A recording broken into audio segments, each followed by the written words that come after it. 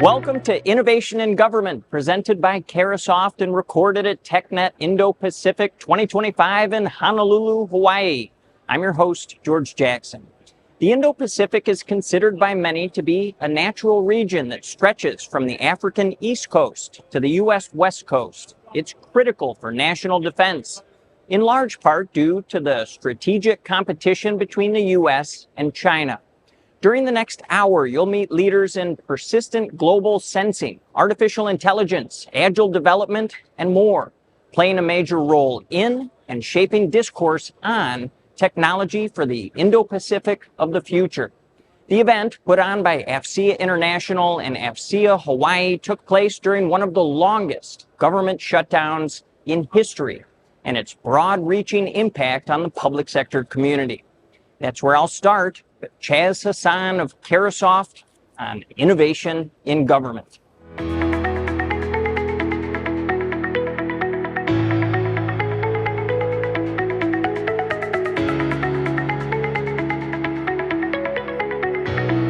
Chaz Hassan, IC Executive for Carasoft. Sir, great to see you. Hey, good to be here. Thank you so much for having me. So let's address the elephant in the room right off the bat. Yeah. As we record this at the Indo-Pacific event here in Honolulu, Hawaii, we are roughly 5 weeks into a government shutdown. Yeah. Carasoft, which you're representing, sits really at the intersection of a lot of people in the public sector information technology community. I'm thinking partners and customers, Yep. OEMs, original equipment manufacturers, the VARs, value-added resellers, certainly a lot more. Right. Talk to me about how that critical community has been impacted by the shutdown. Yeah, no, it's a great question. So as you mentioned, now it's got to be one of the longest shutdowns, right? 28 days.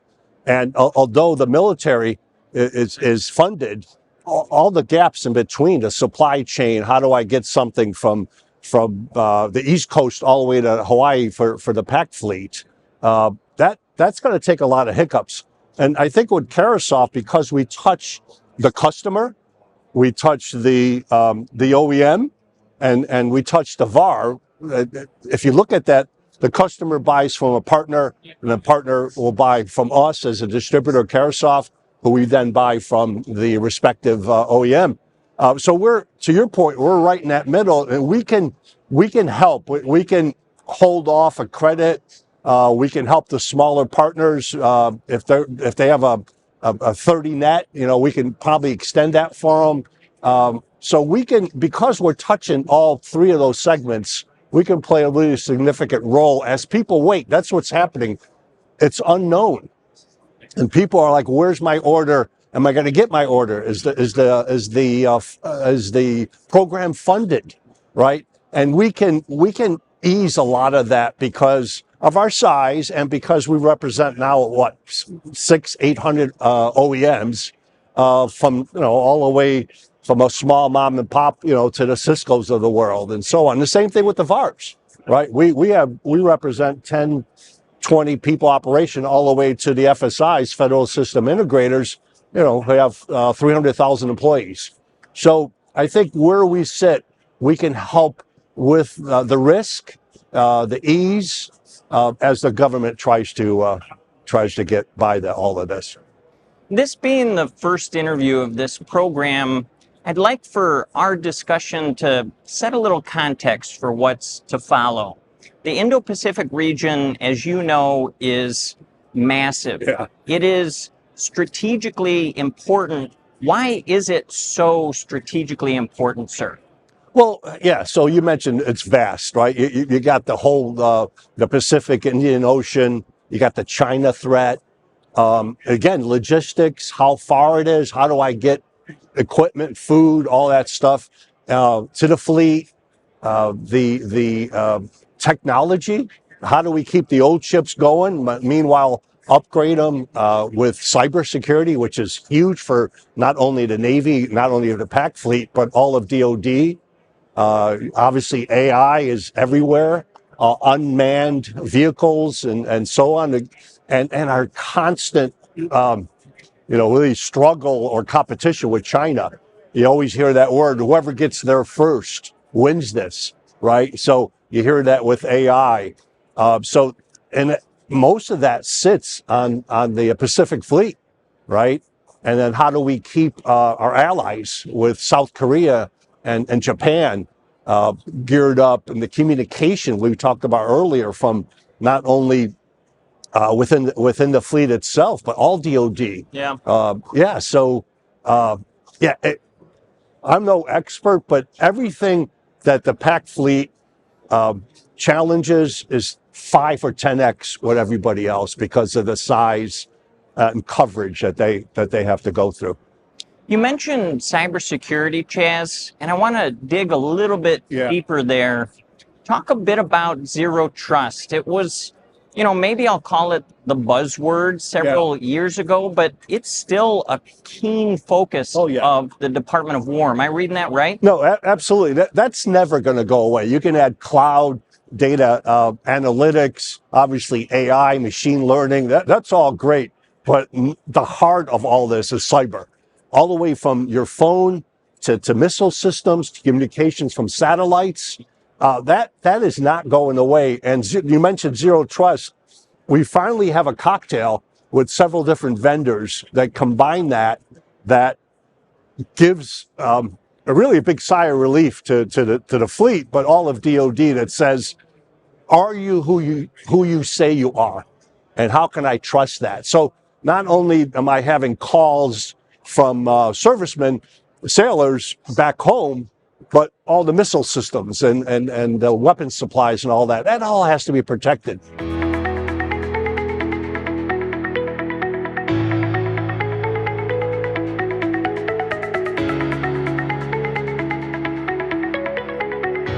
Colonel Sean Berg, U.S. Army retired, former SOCPAC deputy commander. Thanks so much for being here. Absolutely. Thanks for having me. So there was a phrase that was part of your talk here at the Indo-Pacific event, persistent global sensing. What does that mean? Why is it so important to this very strategic region? When you're talking about the Indo-Pacific, which is 52% of the planet, 60% of the world's population, 7 of the 8 largest armies on the planet, and the supermajority of everybody's economic, even the European Union, 60% of all of their economic prosperity passes through this region. The ability to sense, understand, manipulate in some cases, or control and have awareness of people, places, things, technology, monetary, and industrial capability, the person, entity, or state that controls that and has control of that has control of the planet. And that we have seen that shift in the post-World War II power dynamic that is in the parlance of the last 3 commanders of Indo-PACOM, the free and open Indo-Pacific. And when I talk to our allies and partners over the years, the question that I pose to them is, everyone in all these sovereign nations are free to choose your alliances with whom you're going to interact, but there are costs associated with the access and placement that we grant to those with whom we are integrated in business. And when the backbone of your technology is owned or controlled by a partner that does not have your best interest at hand, does not have as an ideal the maintenance of the current international order, or sees that as an unfair regulation or an unfair organization of the planet, that becomes a problem when that ubiquitous, persistent global sensing of where you are with your projection of your people, of your power, of all your elements of national power, and then I would argue largely so the economic elements of that, because that is the true conflict in the irregular warfare sense, and why as a special operator I think about that and spend so much time thinking about that. Because if you go back to the big pink building on the hill up at Indo-Pacific headquarters up on Camp H.M. Smith, so Hallam Mad Smith in World War II was the commander of the Marine Forces Fleet, and he wrote a memoir called Coral and Brass, and he very thoroughly articulates the cost in blood and Marines and time of the island hopping campaign, which was really a blood-soaked campaign. And if you look at the ability to persistently surveil and understand what is going on in the world, the backtrack of that is entirely covered in PRC and related elements, so Russian somewhat and North Korean dollars, and non-government actors that have taken control and exercised influence over all those pieces of terrain. And for better or for worse, there are no more pieces of terrain in the Pacific since World War II. As you read the tea leaves going forward in that space, irregular warfare is going to become modus operandi in a lot of ways. Where should people be moving? What directions should they be heading in to anticipate kind of that wave of irregular warfare, sir? It's a great question, and I love that you asked it in the framework of, we should be getting ready for the irregular warfare to become the modus operandi, because you've actually articulated the problem in the question. The PRC is already in what we would call phase 3 of that war, and we are largely in phase 0 preparation. They are in dominate, and they have been for 15 to 20 years, while the US and the Western world was in a coalition fighting a global war on terror, largely in Southwest Asia, in the Middle East. And the proposition that capitalism was going to liberalize the economy of Asia and of China worked pretty well. That it was going to liberalize their government was a complete failure in strategic proposal of how that might play out. And so they have figured out the only functional way to be a global communist superpower, which is to adopt elements of capitalism, rely on the Western consumer in order to buffer that, and then use that for the hard elements of your national power. So that irregular warfare campaign, which I would offer to you, the PRC is prepared to achieve 100% of their strategic aims, which is to become a regional hegemon that gains the capacity to power project beyond the second island chain and to reorder the current free and open international order that is China-centric and favors authoritarian regimes. They are well along that campaign, and then where people should project for, look for that, is that, frankly, presence is a vote. Where you are matters, and that's both in a physical and human infrastructure. And so businesses, corporations, and then nation states that are looking for the ability to have influence or to shape and continue to preserve the international order, if you are not physically present here, if or when we ever go to crisis, you will not get anything here in time of relevance, period, end of story. That's a really hard argument. I had a really hard time. I made this argument many, many times, both with HASC, SASC, appropriators. If you had asked Second Lieutenant Berg, how many times do you think you're going to sit in a room with senators and chairmen and chairwomen of committees? Whatever that number is, multiply it times 100. Because I did that for 7 years as the deputy commander. And invariably, the challenge is, if we are executing an irregular warfare campaign properly, if special operations is forward with both human and physical infrastructure and influencing the behavior, supporting allies and partners, bolstering their defense capacity so that they can exercise their sovereignty, what happens is nothing. Nothing escalates. There's no more incursion into someone's sovereignty. There's no more change of a border. There's no more economic violations that happen inside of their sphere of influence. So when you're going to Congress and saying, I would like, Madam Senator, $173 million for this program that's going to give you nothing. Their answer of how much nothing would you like, it's a very hard metric because that is the nuance of irregular warfare. I would also offer, though, the cost of fighting or supporting an irregular warfare campaign as a national strategy is going to generally have an M associated with it, millions, not the billions that are. What I'm saying is it is a good investment. It is a good return on investment in order to underwrite politically having human and physical infrastructure forward. the logistics capacity to support partners, the diplomatic capacity to have the relationships and the agreements for small amounts of U.S. forces to either be forward in support or have the capacity then to quickly elevate in order to support someone or a partner whose sovereignty has been threatened.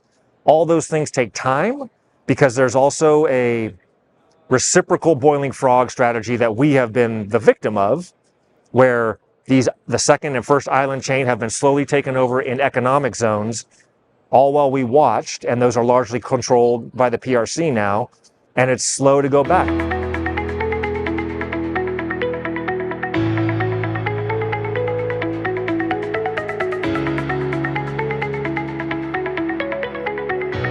Gino Troy is Global Account Executive for Navy and U.S. Marine Corps over at Omnissa. Gino, welcome. Thanks for being here, sir. George, thank you. It's good to be here. So here we are. We're on the floor, Indo-Pac 2025. One key focus for you is the region's digital front lines. Talk about that. Pull out maybe technological, pull out cultural implications. What are you really focused on here at TechNet? For us, I think the focus is really on some of the initiatives that we've been seeing coming down around zero trust architecture, and what what you're hearing at the keynotes now, coming down from the Pentagon across all the mil depths. For us, I think it's multifaceted. How we can help each other as industry and with government. How government maybe can even help with some of the challenges that they're seeing on their end, to help us do a better job with the mission. In terms of where I see a lot of the challenges and opportunity for them is this idea of the framework that they are bringing down on zero trust architecture. How do you standardize that across, literally not just different mil depths, but down to different commands within those mil depths, to programs within those commands? It can be daunting, especially I think when you're in cyber and on the IT side. For us, for what we do, a lot of that is how do we make that easier for them? How do we help them create a solution to fulfill that framework? And for us, it's really around just figuring out how to bring a unified endpoint platform where they can fulfill a lot of these needs while also staying, let's say, nimble and really maintaining that balance between operability and security. And I think that's sometimes those try to get pushed one over the other in a lot of ways, and we're trying to we want to give them their cake and let them eat it too. I'll put it that way. Culturally, Gino, one thing, if I'm reading between the lines of that answer, that culturally is really important when you're talking about such a complex ecosystem in the Department of War, is adoption itself. If you need to push adoption, maximize adoption for all of those organizations, where does user experience come in? Are those two things connected in any way? Absolutely. I mean, if we're talking culturally, user experience is going to be a main focus of that, because culturally, zero trust architecture, again, as a framework, it's not a product. It's where you want to get on that journey. What again is happening is the people that I'm dealing with and my colleagues are dealing with, that are going to have to row that boat through that journey. That's the daunting piece. Getting to a zero trust, a very resilient, taking that framework, taking these requirements that have come down, and being able to not only put that in effect, but make it operable for our warfighters on the front lines, at the edge. So from a cultural perspective, what I find is people that we work with on a day-to-day basis love the idea. Very apprehensive about how to get there, and almost, I don't want to say pessimistic or cynical, but is this just another mandate?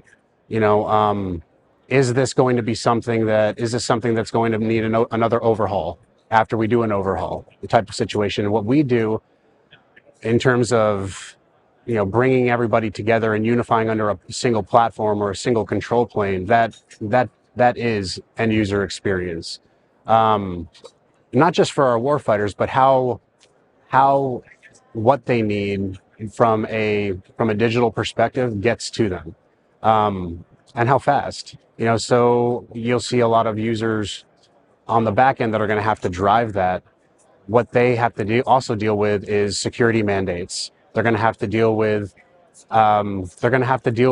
multiple sets of compliance controls, and that never stops. So it's almost like I would say almost like a digital or security bureaucracy in a way. And so how do we make that? How do we pull them? How do we make that easier for them? It's providing, again, they don't have to get rid of what they're doing already. This isn't about giving them something that is strictly proprietary from one vendor or anything like that. This is about partnering with other vendors and making it a viable solution where they can continue to use the nuanced architectures, fit them under this ZTA framework that they're being asked to do, and not have it feel like a mandate, but really something that makes them feel empowered, something they should have. They can marry security with operability, if that makes sense. I want to key in on a couple of words that you dropped there and tease out a bit of a follow-up. Edge, really important. I keep hearing that on stage. I hear it in the hallways. I hear it in conversations right here on set. Also, the seamless aspect that you mentioned. Yes, absolutely. Those two paired with one another seems like a really big challenge in the Indo-Pacific region in particular. I mean, I'm going to sound like a broken record to our audience, but that is such a vast space. How do you deliver seamless, secure experiences, but do that at the edge in a place like the Indo-Pacific? Yeah, absolutely. So we're talking about an area too that's probably, it's going to be, when we're talking Indo-Pacific, we're talking not just one or two different military departments, right? Everything is joint. And this is something that you've maybe heard a lot over the last couple of years. And how do we help government with joint architecture, joint network, joint domain, or cross-domain solutions? Because being able to, again, going back to more of a unified platform, it doesn't matter for us whether it's a device, multiple devices, multiple domains, multiple networks. It doesn't matter if it's NIPR, SIPR, JWICS. For us, at least with Omnissa, we do it across the whole board. So if I'm looking at it from the perspective of an end user, I have to go from garrison, on stateside and be deployed, whether I have to go via ship or somewhere else and go to the Middle East or somewhere even here in the Indo-Pacific like Guam or anything like that. I don't really care about, if I'm being transparent, I don't care how my information, how my credentials, how my applications, what I need to use to do my job get there. What I care about is that they are there, and I'm not having to spend time going through levels and layers of security or even multiple devices because of the lack of security transfer from device to device, or on a single device. Because the last thing I'm worried about is, do I have all my devices? Do I have the proper wearable? Do I have the proper phone? Is that my SIPR phone? Is that my NIPR phone? When I get to a FOB or to a tactical environment which will be more at the edge, are those same devices on that network going to work? And will I have every application I need to not only do my job, but to stay safe?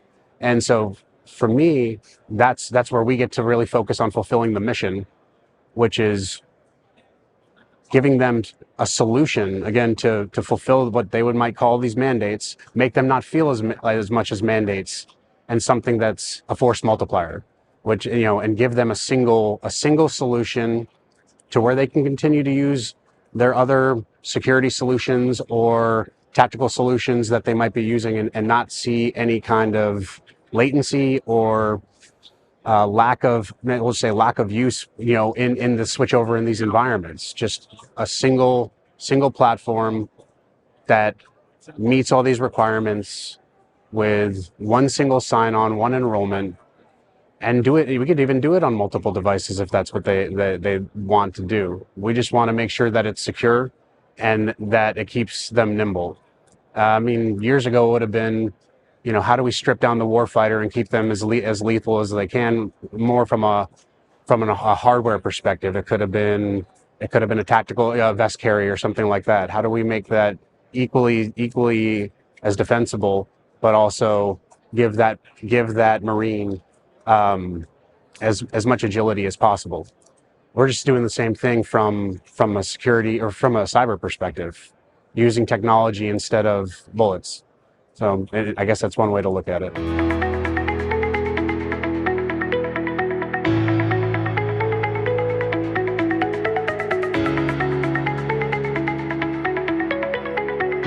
Colonel Kathy Swasina, U.S. Army retired, and Marina Alvarez, co-leads of the HISPI, and that stands for Holistic Information Security Practitioner Institute, AI think tank, working on something called Project Cerebellum.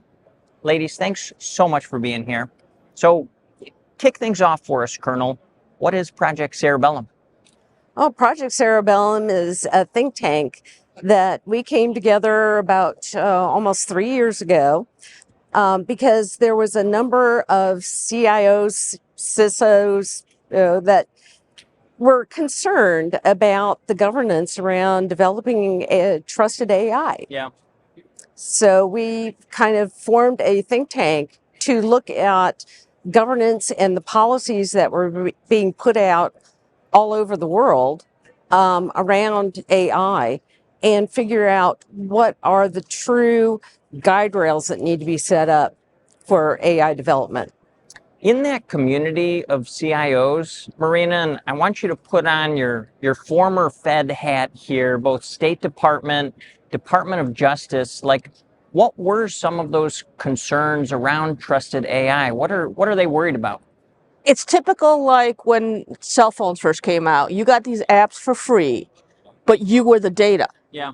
And that's what they use to train. So here in the United States, companies own all the data they have off your cell phone.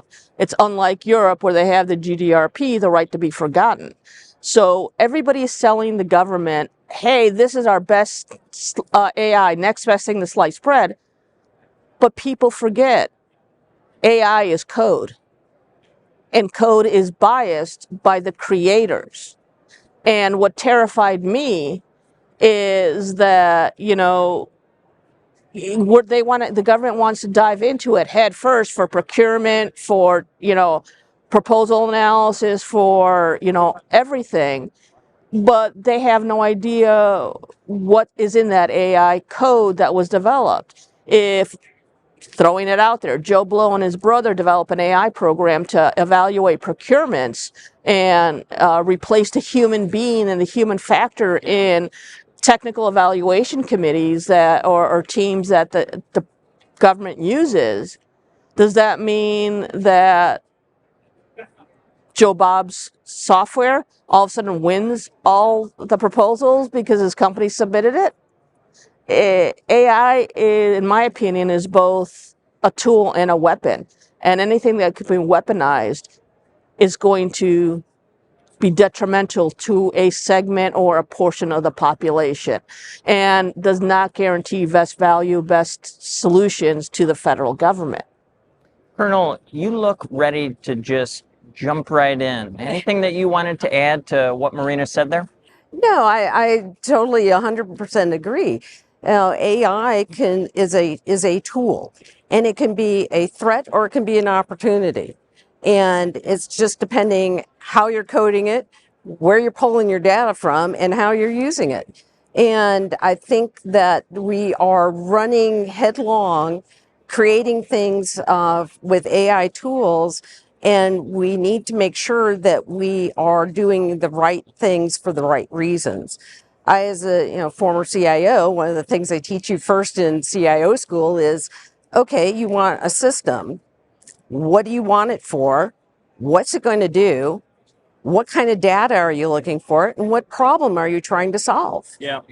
Those are very important questions now more than ever when you're developing AI tools. There really isn't a regulatory body, I'll call it, inside of government. Take NIST, the National Institute of Standards and Technology.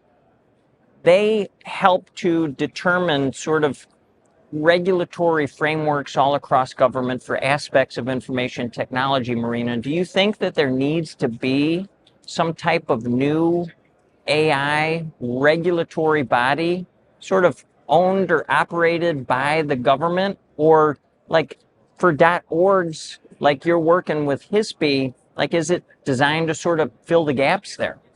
In a way, yes, it is, because unfortunately, my past experience State Department showed that the Bible for State Department and how it does anything is the Foreign Affairs Manual, the FAM. But in the technology world, some of those things that embassies and consulates around the world relied on were so obsolete and outdated, it was a detriment to say, I had people coming back to me and saying, well, according to the FAM, I can use username and password. I'm like, that chapter, that volume was written in 2015 and hasn't been updated. Yeah. Now you're talking about multi-factor authentication, you're talking about data, but I had to fight back and say, no, we have to use modern authentication. And so the government being and NIST having so many other things, I think our organization can assist, because what we've done is we've created the TAM score, which in simplistic forms, it takes the regulatory compliance frameworks that any given agency or business line has to adhere to, and we created a crosswalk across it. So if you're a federal government agency and you have to use the payment card industry standards, we've got a framework that you can map. Now, the thing is, no one is pushing it or anything like that, but we've created it so that way people who are developing AI products or want to vet their AI products for use by the federal government, for use for another industry, can say, it's, pardon me, but it's kind of like an ATO. It's like the ATO is authority to operate that the federal systems have to use in order to do it. So you go through and go, okay, we meet this requirement this way, or we kind of don't meet it, but we have a compensating control, or we're working on it and here's our plan of actions, a POAM for it.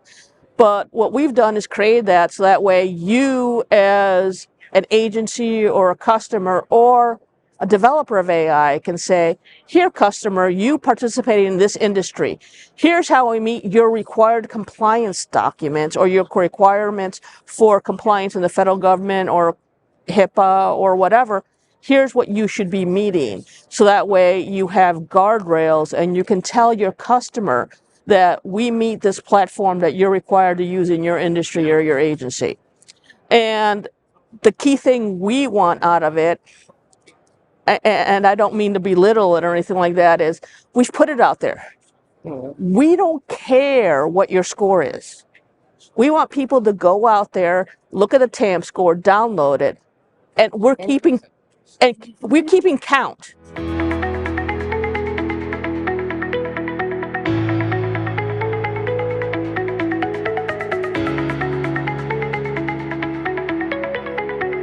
John Beglin, Director, Public Sector, Tungsten Automation, sir. Thanks so much for being here. Thanks for having me. So, Indo-Pac 2025, a lot of fun, a lot of really strong, important, mission-driven conversations here, both on stage, on the floor. Talk about where artificial intelligence fits into the pantheon of those dialogues. Well, it's been in many conversations today and yesterday throughout the day. It's been interesting. AI, while we all are aware of its capabilities, is a very strong component to our platform, Total Agility. And in our conversations, we like to talk about it in terms of speed, trust, and security. We're enabling our field commanders with the intelligence that they need as rapidly as they need it, with the balance of speed, trust, and security. So those three are really the trifecta in terms of our deliverables through this platform. So first of all, AI operations. Ingesting large amounts of data, whether it be intelligence reports, field communications, satellite imagery. All of these things are what commanders need at their fingertips and rapidly to make informed decisions. These are critical decisions in a very mission critical environment, as you know. You used a phrase there, total agility. What does that mean? So Total Agility is our flagship product. It's undergone its FedRAMP authorization. It is FedRAMP in the cloud, in a DoD instance today in Azure. It is our intelligent automation workflow platform. It's capable of ingesting large amounts of data. It's what we've been known for many years under the flag COFAX. We were formerly COFAX. And about 2 years ago, we underwent a rebrand. So today, under our new name, Tungsten Automation, we're representing all of the innovations that we've created over the last 40 years. And we're also celebrating our 40th anniversary coming up in 2 weeks. It's a very exciting time for us. We have over 150 patents alone just in AI. Total Agility really has a large portion of that intellectual property built into it. It's capable of supporting intelligent capture, intelligent workflow, intelligent analysis, and it really leverages AI across the full spectrum. It's artificial intelligence on decisioning, generative AI, agentic AI, transparent AI.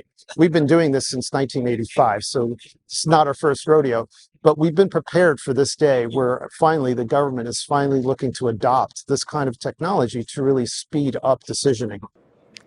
You anticipated almost where I wanted to go next with that word speed, but based on all of those patents, based on that approach to innovation, what mission objectives do you think will be seeded for the Department of War, for government more broadly? Like, what are we going to see from a mission perspective out of that culture, that history of innovation? Well, fidelity of the mission is our biggest priority on behalf of our customers in government. With that, we believe this is a tool that enables all of our government customers to realize that, whether it's DOW or if it's FedCiv.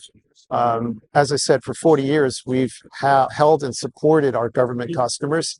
So we have an expansive install base with a great deal of operational exposure to all facets of government. So we're very proud of that.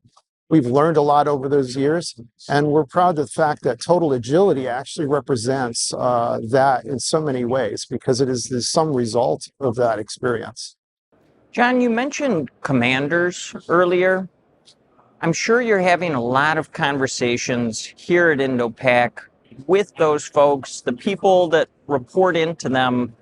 What are you hearing about what commanders need most for the Indo-Pacific region? I mean, it is massive, expansive. Yes. There are edge-oriented challenges associated with it. What do commanders need most?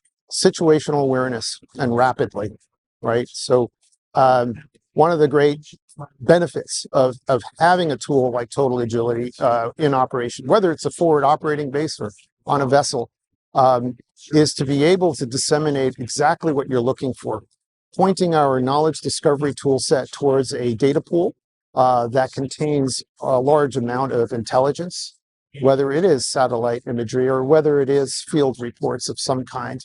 All of that can be done near real time, if not real time, depending upon how vast that is. We've talked a fair amount about the potential benefits of artificial intelligence, of automation. I don't have to tell you, AI also introduces plenty of new threat vectors. Yes. Could you talk about that particular challenge and, maybe how you frame it? So challenges with innovation and technology for decades has always brought about some threat vectors, as we know. AI's latest threat vector might be considered to be AI poisoning. So adversaries are certainly getting as smart as we are at these things, but we try to stay ahead of the curve. Believe it or not, the greatest asset that we have is the human in the loop. And so when we install total agility, it's very important to implement guardrails that require human intervention. And we call those human thresholds. There's a point where a human can decide whether the data that's been presented is whether it's real or not. Now, we've already vetted it. We've validated its authenticity at that point. But based on the criticality of those decisions, it's so important to have a human in that process.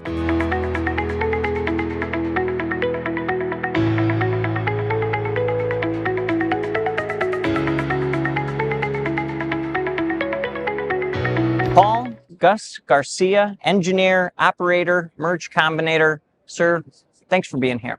Yeah, thank you for having me. So, focus of one of the talks that you gave here at the Indo-Pac event was on something called Sigma blocks. As I understand it, a community of sorts. Tell me, how did that come to be? Well, I think that the best way to explain that is to just sort of talk through the perspective that I've had living and breathing defense tech here in Oahu and in the islands and in the theater. I have a background as a operator, pilot, Navy and Air Force, and then eventually medical reasons decided to take a shift and find something different. And fortunately, I kind of found this compelling narrative of defense technology modernization and just how important it was to actually get capability into the hands of people that need it as fast as possible. And as I studied that, worked that when I was inside the military and inside government, I saw a lot of commercial solutions that looked really interesting, looked like ways that industry was using to solve that. And so we spent about a year drafting up a plan for taking one of those industry commercial models and applying it to national security problems. And that was Sigma blocks. Some of those issues that you raise there tie back, at least to me, to speeding things up significantly for folks who are either working in an enlisted or a civilian capacity for the Department of War. You need to leverage these technologies that are cutting edge, that are commercial in their capabilities, but going through the procurement process can be a real challenge. How have you seen this sort of speed things up in that respect? Well, first, couldn't agree more that the ability to acquire this stuff as I've learned and worked with mentors and other folks that have been doing this for a really long time is difficult. Acquisition is difficult. And while I was in service, I was working with program executive offices, decision makers out of OUSD, joint staff, interviews with CAPE or you name the organization. I had never even heard of them before, but they were coming and wanting to talk about what we had seen, observed, and how it was going. And often they were here to help in one way or another. But it's interesting how those extremely complex systems almost end up creating or delivering the wrong outcomes, or potentially even opposite outcomes from what they strove to achieve. At least in my experience, a lot of the problems that we have in this theater, closer to the edge, regardless of your career field, they're actually pretty simple and misunderstood. It's very, very easy to have scope creep or make turn those small problems. It can't possibly be that simple, and make them larger and larger. An example here was one of the program executive offices I worked with. It's called Kessel Run. Kessel Run has a tremendous history. A lot of great people have been there when it started and are still there today. But when they brought to me some of these challenges and how they were trying to solve it, they described there's 11 air operation centers around the world for the U.S. Air Force. And Each of them is a little bit, different theater, different mission, just slightly different, and their IT and information systems are a bit messy, complicated. If you have ever heard the phrase, if you've been in one AOC, you've been in one AOC, because they're all different. Everyone is a wooden shoe. These are like the common things they would come in and say, but they were here to solve that.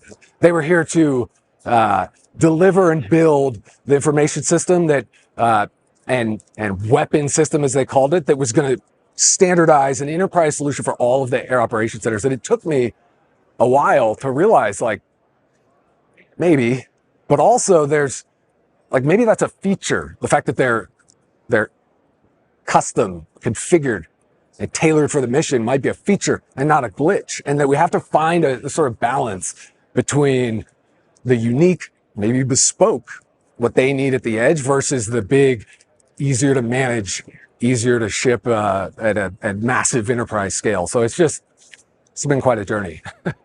For the Indo-Pacific region specifically, Gus, apart from just the sheer size, the magnitude of it, what are some of the sort of really individualized challenges presented by Indo-Pac? What do you have to make things bespoke just for the Indo-Pacific? That's a lot to unpack. I think Admiral Paparo, current commander of U.S. Indo-Pacific, might include that it's half of the globe. So I think we just don't even, it's hard to appreciate the tyranny of distance.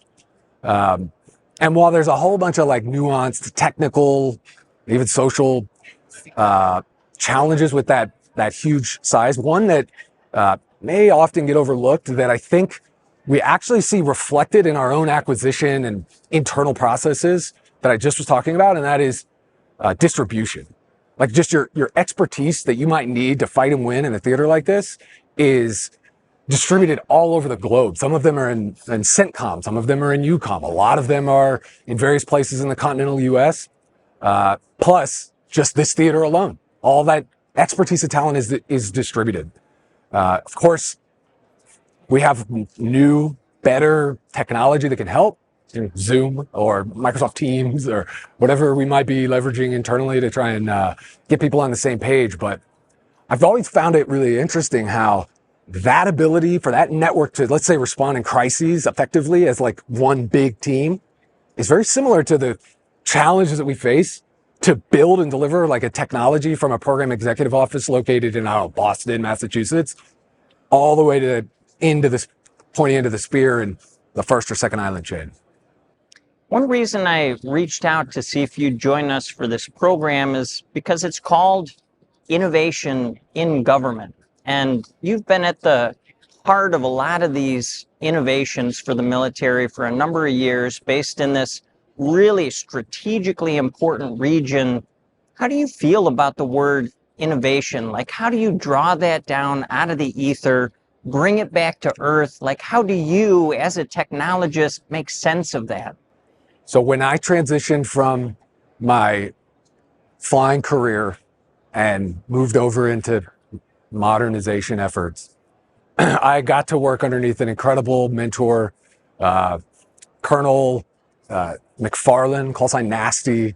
And in the time that I worked with him, I was there originally just a sort of action officer to get after some of these challenges, and we eventually organized into sort of what I described as an innovation cell. I don't think I ever heard him use the word innovation. I didn't expect you to ask this question, but it is interesting because to some people it's like a dirty or bad word. And then I actually also hear other folks, whether political or in leadership positions in this theater, and they use the word innovation very flatter. They actually embrace the word. I don't care about the semantics, but I do think the modernization efforts and the velocity that we need to be able to keep up with what's sort of happening outside of the U.S. federal government and defense and Department of War, we certainly need some measure of disruption to keep up.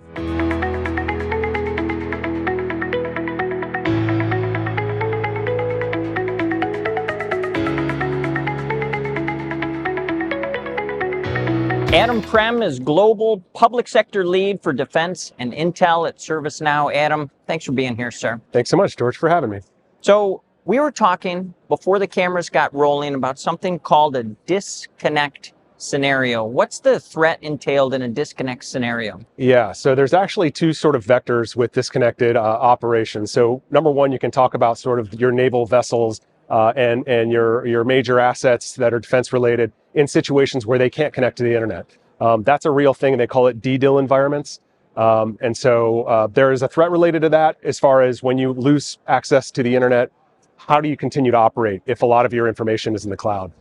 And that's very succinct to a specific vessel, perhaps, or an area for defense. But you know, the second vector I think we were kind of chatting about was what happens if you know, the global threats. What we kind of see happening is our adversaries are probably going to go after, from a first strike perspective, after our electrical grids, after our internet capabilities. So what happens if they bring down an entire region, like the Indo-Pacific region, or a country, or even a city? So that is a very big risk, and it's kind of a well-known risk. We think that's going to be sort of hypothesized as the first strike, and so I think defense agencies and the industrial base that is servicing the defense needs to understand the risk associated with what happens if a defense organization has all their data in a cloud. If there is some severance of cables or whatever network information to the cloud, what do we do then? Defense organizations are kind of left without their data, without any sort of workflow or automation, and they go back to the Stone Age where they came from. And so I think industry right now is grappling with this idea that there is a potential that we will have this sort of disconnected mode of operations, and we're working with defense organizations to make sure that their data resides somewhere in a backup state. Maybe it's locally on-prem for them to continue their operations and their mission work. There are a couple things I want to tease out of there, Adam. That's a big topic. It's definitely discussed here in Honolulu at the Indo-Pac event itself. But the phrase mission resiliency comes to mind. People, public sector, private sector alike, are talking about this phrase, mission resiliency. Take that from like buzzword territory for me into something tangible, something mission oriented. Like, what is mission resiliency? Yeah, I mean, if we break it down, mission is our ability to do our jobs. That's defense speak for I got to do my job and I got to do whatever it is that I do from a defense perspective. Resiliency is really just it's buzzword for I have to pivot the way I do my job. The way the defense organizations right now they're using a lot of cloud capabilities, and so to do their job, their mission, they are enabled by cloud solutions. In order to be resilient, you need a sort of a backup system. We can't let our defensive organizations drop the ball because we didn't give them the means to continue their mission and be resilient in that mission by not providing a sort of a backup situation. And so that's kind of a real life situation would be, you know, I'm about to plan an exercise in the Indo-Pacific region. We've got all of our information, all of our planning, our allied information, we're collaborating somewhere in the cloud. A threat occurs, we lost all that. In a real life situation where we are today, we probably would have to abort that exercise completely, which could really threaten our country's safety. And so being resilient allows us to kind of, okay, the cord was cut, we have no access to the internet, we're redirecting all traffic to all the same data that we had in the cloud, but we have it stored locally so we can continue to do our jobs. I want to stay with that cord cutting scenario, that metaphor there, because agencies, as you know, have been on this journey for years now. Federal civilian, intelligence community, Department of Defense, now Department of War, where they have moved more and more into the cloud. Many of them, in fact, are cloud native at this point.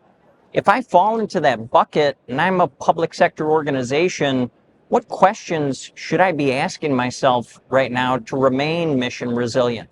Yeah, I mean, I think the threat is real. I think defense organizations should be looking at their industries and the vendors that they work with, because I think we may have over-rotated.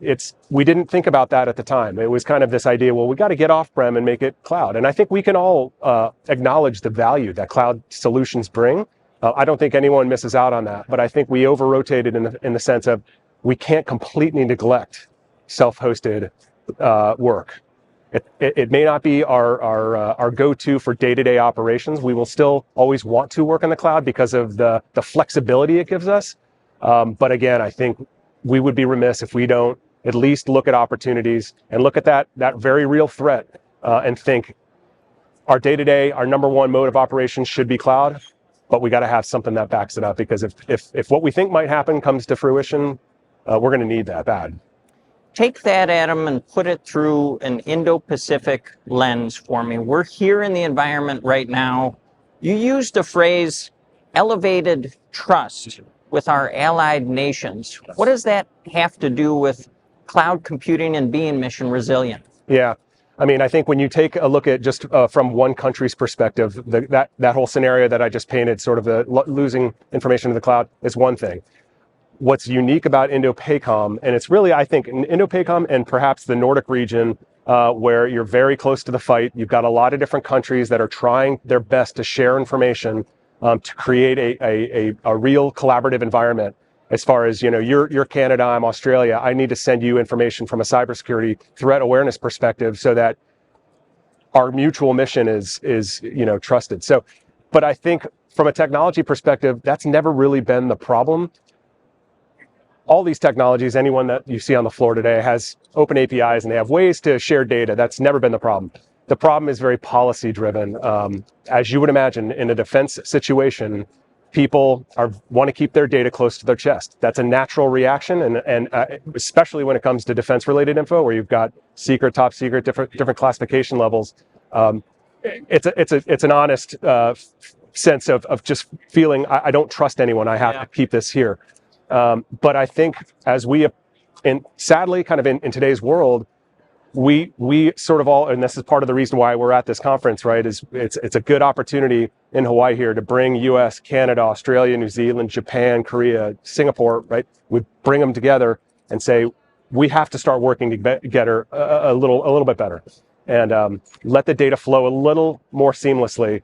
And I think the elevated trust comes into play where, can we drop our guard just a little bit to allow ourselves to start sharing information? We'll do it with the best governance and intent as possible. Understand that there are risks associated with that, but I think, again, due to kind of where we are in the world today, I think we have to start looking in that realm of, we got to trust each other a little bit more. And we'll do it with the right governance, but let's start sharing data, otherwise we all fail.